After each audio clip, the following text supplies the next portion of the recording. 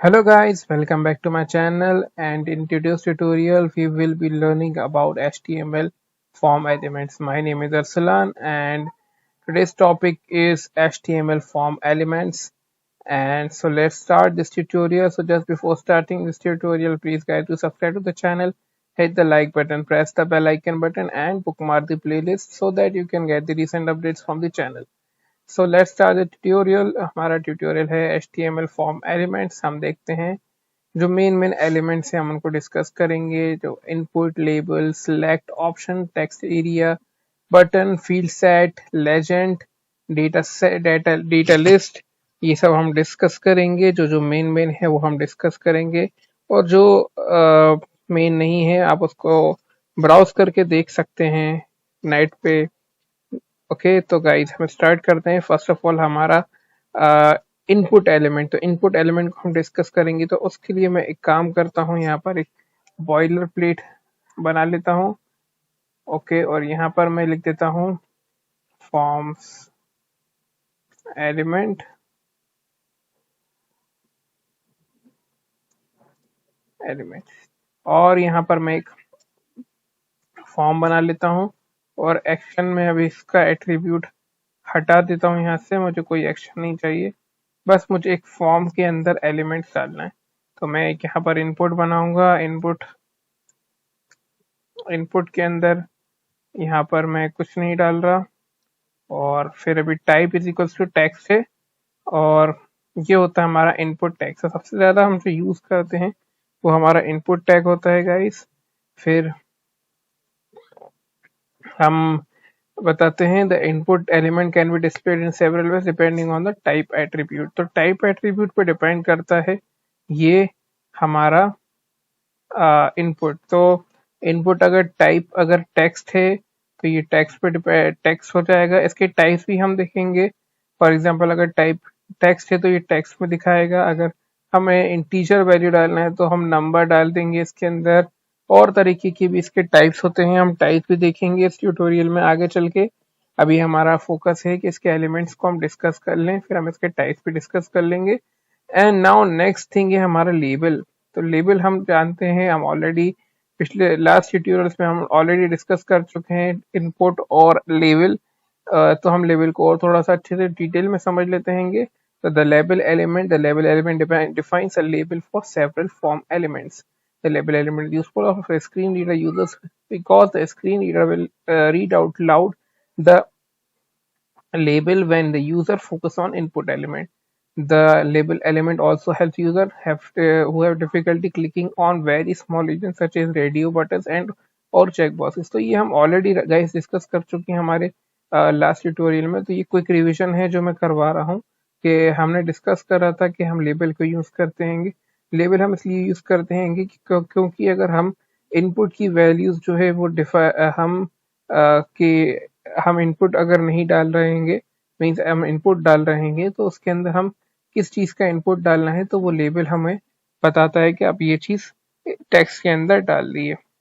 और ये ज्यादा यूजफुल कब होता है जब हम रेडियो बटन्स डालें या फिर चेक बॉक्सेस डालते हैं, तो उसके अंदर ये चीज बहुत यूजफुल होती है। क्योंकि रेडियो बटन और चेक बॉक्सेस गाइस क्या होते हैं, बहुत स्मॉल होते हैं, तो उसके अंदर हम अंदर टेक्स्ट नहीं डाल सकते। तो इसलिए लेबल वहां पर बहुत यूजफुल आता है। तो लेबल का चेक बॉक्सेस और रेडियो बटन का जो यूज होता है वो बेसिकली आप कहाँ देखेंगे, आप देखेंगे मल्टीपल चॉइस क्वेश्चन जो बनते हैं उसके अंदर हमारा इसका यूज होता है। ठीक है। The for attribute for the label tag should be equal to the id attribute for the input element to bind them together. The okay, तो मैं यहाँ पर एक लेबल बना देता हूँ। लेबल लेबल फॉर, और फॉर में मैं लिख देता हूँ यहाँ पर F name. F name for मतलब क्या होता है? फॉर मीन्स कि एक इसकी ये इसको बाइंड कराता है, मीन्स इससे बाइंड कराएगा। तो आगे चल के हम वो भी डिस्कस करेंगे कि फॉर क्या करता है। अभी हम यहाँ पर एफ नेम लिख दिया है, और यहाँ पर मैं लिख देता हूँ फर्स्ट नेम, और यहाँ पर कोलन डाल दूंगा, कोलन डाल के इसको सेव कर दूंगा और यहाँ पर बी आर लगा दूंगा और इधर पर भी बी आर लगा दूंगा। इसको मैं सेव कर दूंगा। तो गाइस देखिएगा, मैं इसको गो लाइव करके आपको दिखाता हूँ कि ये हमारा कैसा आ रहा है अभी। तो अभी देखिए हमारा ये आ गया है, फॉर्म हमारा फर्स्ट नेम लिखा हुआ आ गया है। सिमिलरली हम यहाँ पर सेकंड नेम और सॉरी लास्ट नेम भी डाल सकते हैं। तो अभी हमारा वो मोटिव नहीं है, हम चलते चलते वो सब चीजें डालते जाएंगे। तो हमारा अब हम अपना डिस्कस करते हैं guys the select element. Select element क्या होता है? तो सिलेक्ट एलिमेंट डिफाइंस ए ड्रॉप डाउन लिस्ट। तो ड्रॉप डाउन लिस्ट जो होती है वो हम सिलेक्ट एलिमेंट से करते हैं। उसके अंदर option element defines an option that can be selected. तो ऑप्शन आइटम्स जो होते हैं वो सिलेक्ट कर सके वो हम उसे उसमें डाल सकते हैं। क्या कर सकते हैं? उसके अंदर हम डाल सकते हैं। तो by default the first time in the drop down list is selected to define a pre selected. तो मैं एक काम करता हूँ, यहाँ पर एक ड्रॉप डाउन लिस्ट बनाऊंगा और इसको पहले मैं कॉपी कर लेता हूँ। तो इसको शिफ्ट ऑल्ट एरो की डाउन से मैं दिखाता हूँ कि यहाँ पर हम लास्ट नेम लिखे हैं, लास्ट नेम, ये लास्ट नेम लिख दिया मैंने यहाँ पर और यहाँ पर एल नेम लिख दूंगा। तो यहाँ पर ये आ गया है। तो मैं दिखाता हूँ आपको, ये हमारा 2 आ गया है। अब मैं आपको एक और चीज दिखाना चाहूंगा गाइस कि अगर यहाँ पर मैं क्या सिलेक्ट लिखता हूँ, SELECT सिलेक्ट लिखता हूँ, तो आप देखिएगा 2 चीज आ रही है, नेम और आईडी। नेम आप डाल दें इसके अंदर हमारा कार्स और आईडी भी डाल दें आप कार्स। अब सिलेक्ट के अंदर आप देखिएगा गाइस अभी कुछ शो नहीं होगा हमारे इधर। ये देखिए अब खाली ये एम्प्टी दिखा रहा है। एम्प्टी क्यों दिखा रहा है? क्योंकि इसके अंदर हमने अभी डिटेल्स नहीं डाली हैं। तो हम डिटेल्स के अंदर क्या डालेंगे? हम डिटेल्स के अंदर हम ऑप्शंस डालेंगे। क्या डालेंगे गाइस? ऑप्शंस डालेंगे। हम ऑप्शंस को हम सर्च कर लेते हैं कि हम क्या क्या ऑप्शंस डाल सकते हैं। तो हमने कार्स बोला है, तो कार्स के अंदर हम ऑप्शंस डालेंगे। तो कार के अंदर हम ऑप्शंस डालना शुरू करते हैं। तो ऑप्शन हम लेते हैं, ऑप्शन वैल्यू ले लेते हैं हम यहाँ पर वॉल्वो और यहाँ पर हम ले लेते हैं वॉल्वो वीओ। शिफ्ट ऑल्ट कैरोटी डाउन से मैं 3 कार्स और ले लेता हूँ। यहाँ पर मैं 800 बोल दूंगा या फिर i20 और यहाँ पर मैं बोल देता हूँ इको। अभी ये रैंडमली मैंने कोई सी कार सेलेक्ट कर ली है। आप अपने अकॉर्डिंगली आप इसको चूज कर सकते हैं और या फिर इसको मैं टियागो कर देता हूँ, टियागो।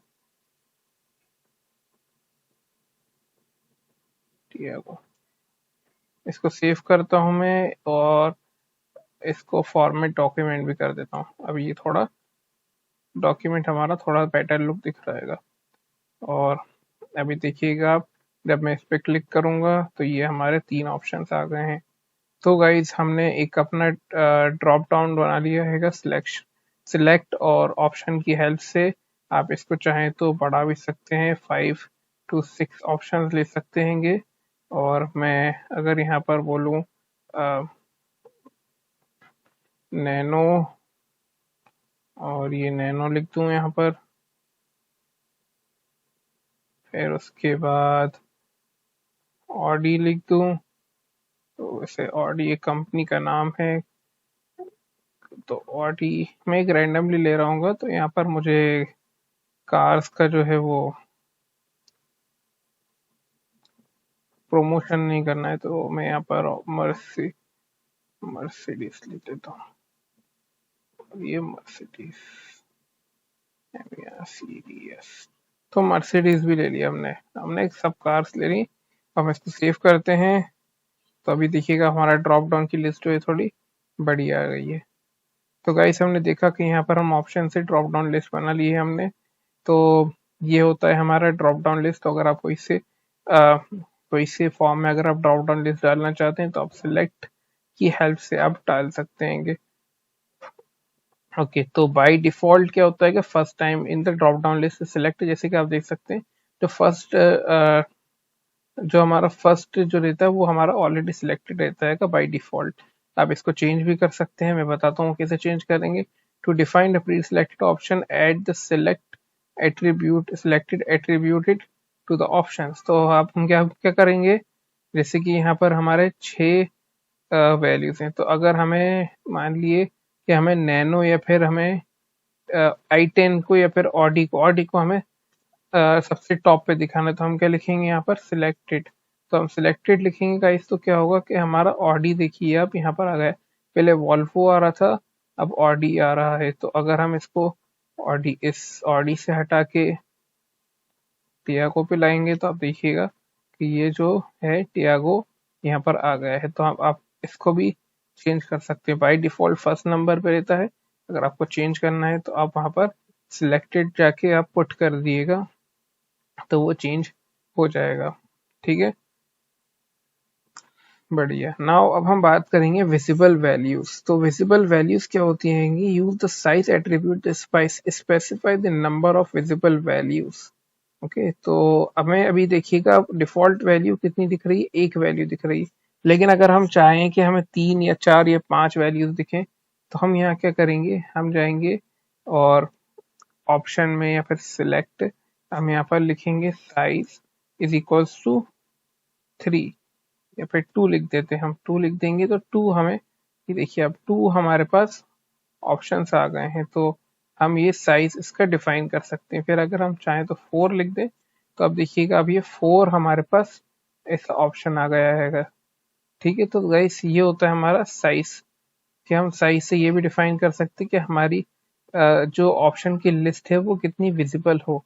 तो हम ये भी कर सकते हैं कि हमने देखा कि हम इसको डिफॉल्ट वैल्यू भी चेंज कर सकते हैं। इसकी विजिबिलिटी वैल्यूज जो होती है, मीन्स इसका साइज कितना बड़ा है ड्रॉप डाउन लिस्ट का, वो भी हम चेंज कर सकते हैं।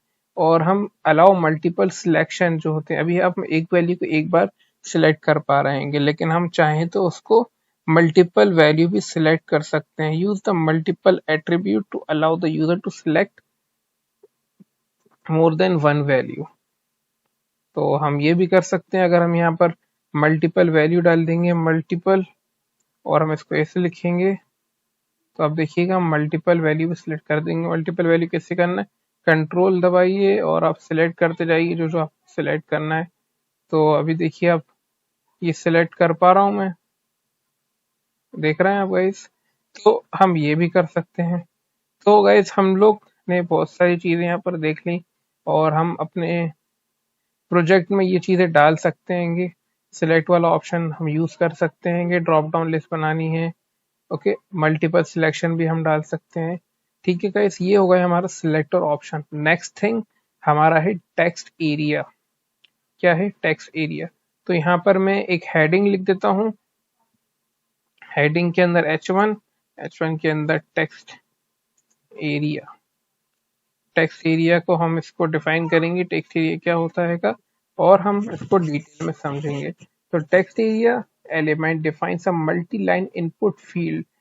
क्या होती है? मल्टी लाइन इनपुट फील्ड होती है गाइस। क्या होती है?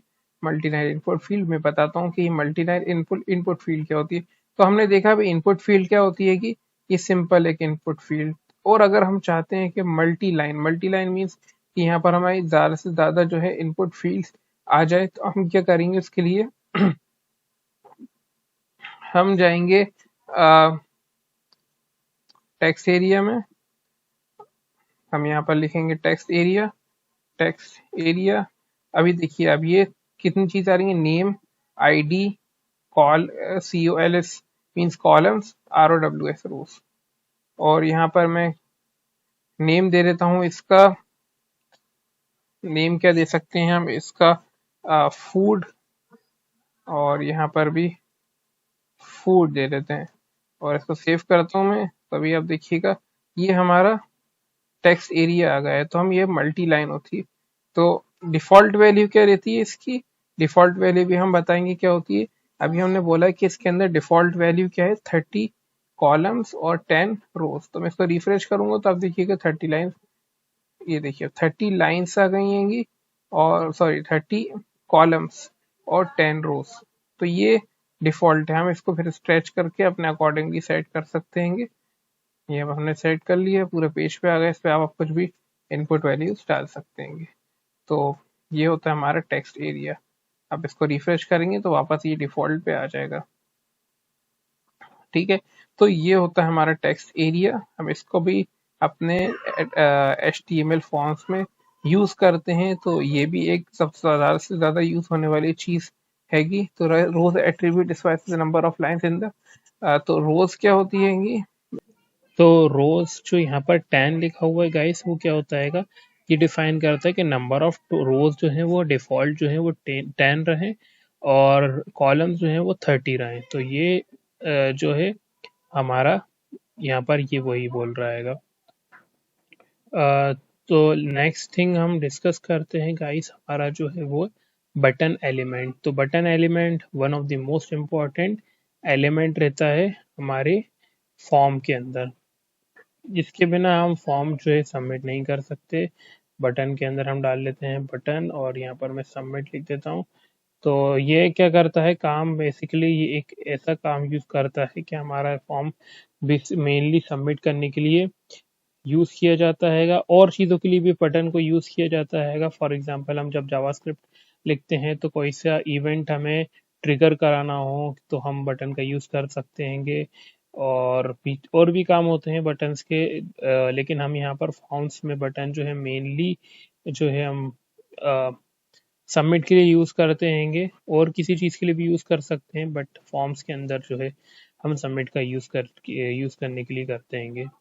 और मैं एक इम्पॉर्टेंट चीज़ बताना चाहूँगा कि कोई कोई से ब्राउजर्स जो होते हैं, जैसे कि मैं यहाँ पर ऑलरेडी मेंशन किया हुआ है, always specify the type attribute for the button element, different browser में use different default types of for button element. तो ब्राउजर जो होते हैं कभी कभी प्रॉपरली वर्क नहीं करेंगे तो वो डिफरेंटली ले लेते हैं, तो हमेशा type is equal to button लिखना चाहिए।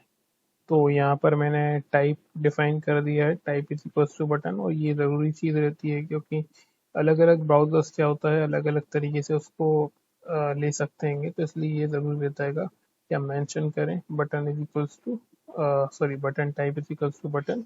तो जब हम टाइप बटन लिखेंगे तो मीन्स ये बटन को बटन से ही लेगा। तो हम अगर कोई से और ब्राउजर्स पे भी यूज़ करेंगे तो अगर वो उसको बटन को किसी और इनपुट में ले रहा होगा, मीन्स कुछ और एलिमेंट के उससे ले रहा होगा या टैग से ले रहा होगा, तो वो उससे नहीं लेगा। तो ये होता है फ़ायदा हम जब टाइप लिखते हैं इज इक्वल्स टू बटन, और ये एक इम्पॉर्टेंट पॉइंट है। फिर हम आते हैंगे हमारा नेक्स्ट चीज़ जो है एलिमेंट है फील्ड सेट एंड लेजेंड। इसको मैं रीड करता हूँ। The field set element is used to group related data in a form. The legend element defines a caption for the field set element. Okay, तो अगर मैं ये वाला चीज़ क्या करूँ, मैं यहाँ पर एक नया फॉर्म से पहले बटन से नीचे एक काम करता हूँ, बटन को मैं कमेंट आउट कर देता हूँ। ये हमने ऑलरेडी रीड कर पढ़ लिया हैगा। मैं टेक्स्ट एरिया को भी कमेंट आउट कर देता हूँ और इसको भी कमेंट आउट। और अब मैं यहाँ पर क्या लिखता हूँ, मैं फील्ड सेट। तो मैं यहाँ पर अगर फील्ड सेट लिखूँ और इसको सेव करूँ तो अभी कुछ आएगा नहीं। फील्ड सेट के अंदर मैं लेजेंड डाल दूंगा, लेजेंड के अंदर पर्सनल डाल दूंगा, पर्सनल से सेव कर दूंगा। यहाँ पर मैं डाल दूंगा मेरे ये सब चीज़ें, कंट्रोल सी और ये कंट्रोल वी। तो अभी मैं इसको सेव करता हूँ और आपको दिखाता हूँ ये आउटपुट कैसा दे रहा है। तो अभी देखिए आप, ये हमारा कुछ डिफरेंट दिख रहा है। क्यों डिफरेंट दिख रहा है? क्योंकि हमने इसे फील्ड सेट में डाला है, और फील्ड सेट के अंदर हम लेजेंड जब डालते हैं तो आप देखिएगा ये थोड़ा सा डिफरेंट लुक दे रहा है। तो यही काम होता है हमारा लेजेंड का फील्ड सेट के अंदर। अभी देखिए आप, ये हमारा जैसे ये हमारा एक फील्ड सेट बन गई, ये हमारी फील्ड सेट है पूरी, ये जो आप देख रहे हैं पूरे बॉर्डर में, और उसके ऊपर ये लेजेंड बना हुआ है पर्सनल से, और ये हमारा फर्स्ट नेम लास्ट नेम आ गया है। तो this is all about field set and legend. Okay, now हम नेक्स्ट थिंग जो हम पढ़ना चाहते हैं वो है हमारा डेटा लिस्ट। तो नेक्स्ट टॉपिक है हमारा डेटा लिस्ट। डेटा लिस्ट बताता हूँ मैं क्या होता है। Data list element specifies a list of predefined options for an input element. Okay, users will see a drop-down list of predefined options as they input uh, data. The list attribute of input items must refer to ID attribute to the data list item. Okay, तो मैं यहाँ पर एक इसको comment out करूँ या फिर मैं एक नीचे ही डेटा लिस्ट बना देता हूँ, डेटा लिस्ट, और कंट्रोल इंटर से नीचे आ जाऊंगा। तो यहाँ पर हम डेटा लिस्ट बनाते हैं। डेटा लिस्ट बनाने के लिए मैं यहाँ पर एक इनपुट लूंगा, इनपुट के अंदर टेक्स्ट डालूंगा, टेक्स्ट के बाद मैं यहाँ पर लिस्ट लिखूंगा। लिस्ट हमें क्या चाहिए कि हम ब्राउजर की लिस्ट चाहते हैं, ब्राउजर्स को सेव करता हूँ मैं। तो अभी यहाँ पर हमारे पास एक लिस्ट बनी हुई आ जाएगी। ये देखिए आपकी लिस्ट आ गई है। यहाँ पर कुछ आ नहीं रहा है, मैं आपको बताता हूँ क्यों नहीं आ रहा है। तो उसके अंदर हम क्या डालेंगे, drop sorry data list, data list, और इसको हम क्लोज करेंगे तो ये हमारा डेटा लिस्ट आ गया है। और यहाँ पर मैं आईडी डाल दूंगा, ID is equals to browsers, और इसको भी मैं स्मॉल कर दूंगा। अब इसको सेव करता हूँ तो यहाँ पर अभी भी कुछ नहीं आएगा। मैं इसको क्या करूँगा, ऑप्शंस को यहाँ से कॉपी कर लूँगा और इसको ले जा करके यहाँ पर पेस्ट कर दूंगा। तो अभी आप देखिएगा कि यहाँ पर ब्राउजर्स में क्या आ जाएगा, ये हमारा एक ड्रॉप डाउन का ऑप्शन आ गया है। इसको हम क्लिक करेंगे तो आप देखिए ये हमारे ऑप्शंस आ गए हैं। अभी हमें ये चीज़ नहीं चाहिए गाइस, हमें क्या चाहिए, हमें चाहिए हमारा हमें चाहिए यहाँ पर इंटरनेट एक्सप्लोरर, फिर हमें चाहिए यहाँ पर सफारी, यहाँ पर हमें चाहिए ओपेरा मिनी, फिर हमें यहाँ पर चाहिए Firefox,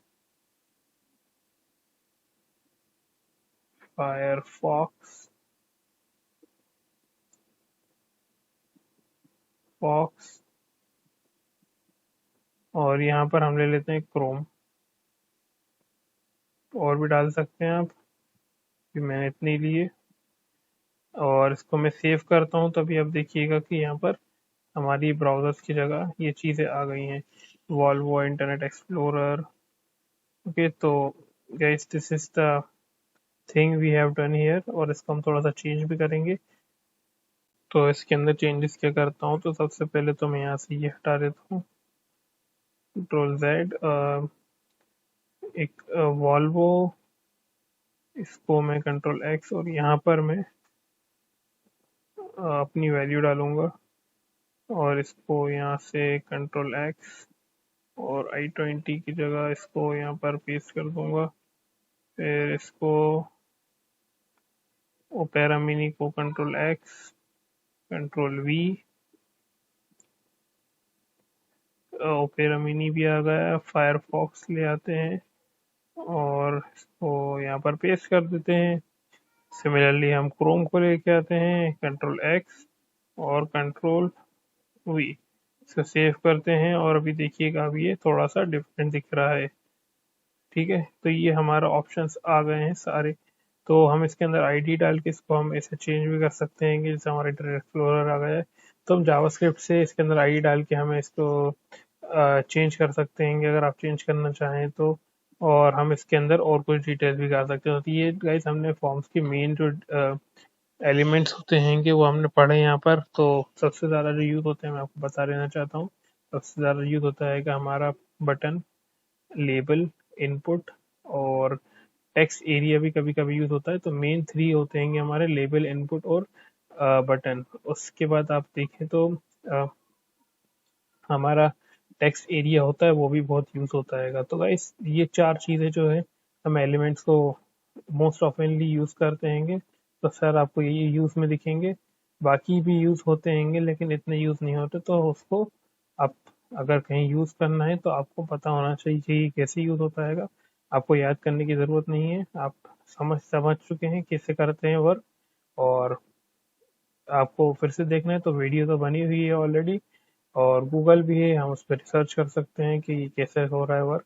So this was all in the tutorial guys. I hope you have liked the video. Hope you have understood the concept and comment in the comment section if you have any doubt. Thank you guys for watching the video. See you next time.